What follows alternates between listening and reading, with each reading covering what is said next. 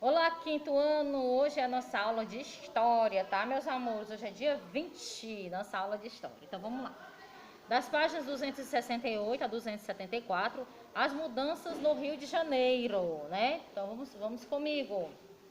A chegada da família real ao Brasil causou grande impacto na vida colonial. Nessa época, o Rio de Janeiro passou a ser a sede oficial do governo português e, por isso, Dom João fundou diversas instituições para organizar sua administração e para estimular a economia e a cultura da região. Ele criou, por exemplo, a imprensa régia, a Biblioteca Real, o Banco do Brasil e o Real Horto. Então, aqui é o Jardim Botânico, parte do acervo aqui, ó, o Jardim Botânico. E aqui parte do acervo da Biblioteca Real, que foi trazida de Portugal por Dom João VI, né? Então, página 269, a missão francesa no Brasil.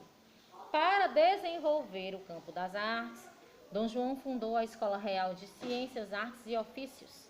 Diversos artistas, arquitetos e escultores foram convidados para vir ao Brasil trabalhar nessa instituição, formando a chamada missão francesa. Um dos principais pintores que vieram ao Brasil nessa época foi João Baptiste Debré, 1768 a 1848. Suas obras destacam aspectos importantes do dia a dia da população e são fontes históricas fundamentais para estudarmos a história do Brasil, certo? Então aqui a gente tem duas obras dele.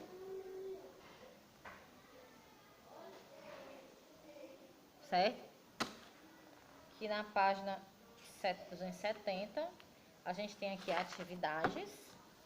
Ligue as instituições criadas por Dom João às suas respectivas descrições. Então, Banco do Brasil, primeiro banco fundado pelo governo brasileiro. Biblioteca Real, acervo com livros e documentos importantes. Real Horto, centro de pesquisa e de estudos sobre diversas espécies vegetais. Então, pesquise outra obra de Debré na internet e façam uma releitura dela aqui. Ó. Vocês vão pesquisar na internet e vão fazer uma releitura. O que é uma releitura? Vocês vão reproduzir, certo? A independência do Brasil. Com o fim da guerra, o que ocorria na Europa, Dom João VI retornou a Portugal em 1821. Ele deixou o seu filho, Dom Pedro, para administrar o Brasil de acordo com as ordens vindas da Europa. Nessa época, muitos políticos portugueses e parte da população de Portugal passaram a exigir que Dom Pedro retornasse a Lisboa. Eles também queriam a volta do pacto colonial, porém, alguns grupos influentes da sociedade brasileira, como políticos, comerciantes e fazendeiros, não estavam de acordo com essas exigências. Com o apoio desses grupos, em 7 de setembro de 1822, Dom Pedro proclamou a independência do Brasil. O próprio Dom Pedro assumiu o governo do Império do Brasil com o título de imperador, Dom Pedro I. Certo? As permanências pós-dependência. A proclamação de Dom Pedro I tornou o Brasil independente politicamente de Portugal. Contudo, isso não influenciou de maneira marcante no dia a dia das pessoas que viviam aqui. A monarquia foi mantida como forma de governo e, além disso, a escravidão e as condições de desigualdade social e de direitos permaneceram praticamente inalteradas.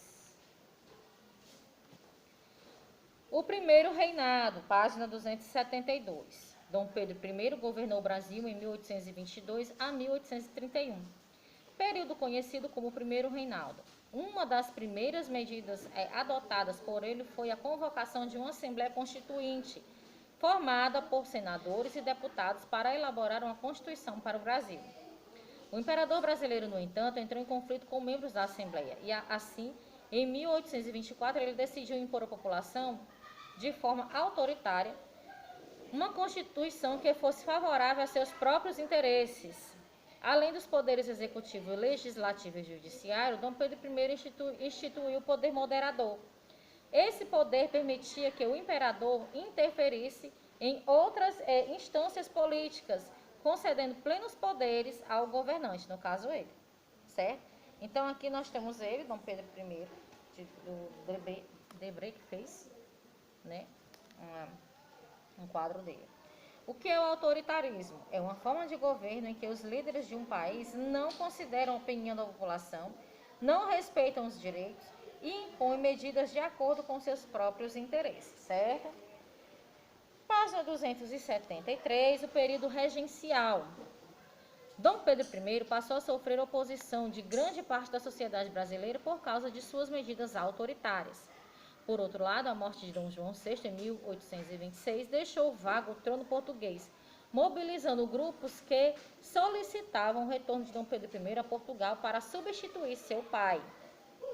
Assim, em 1831, Dom Pedro I abdicou do governo brasileiro. Seu filho, Dom Pedro de Alcântara, foi aclamado sucessor do trono, porém, ainda era criança e não podia assumir o governo.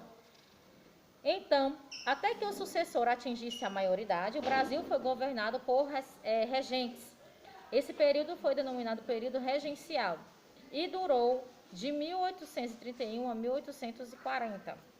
Essa época foi marcada por grande instabilidade, disputas políticas e diversas revoltas.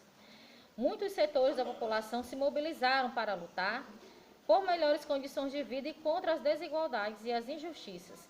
Os revoltosos também solicitavam maior participação política para a população. Certo? Aqui nós temos aqui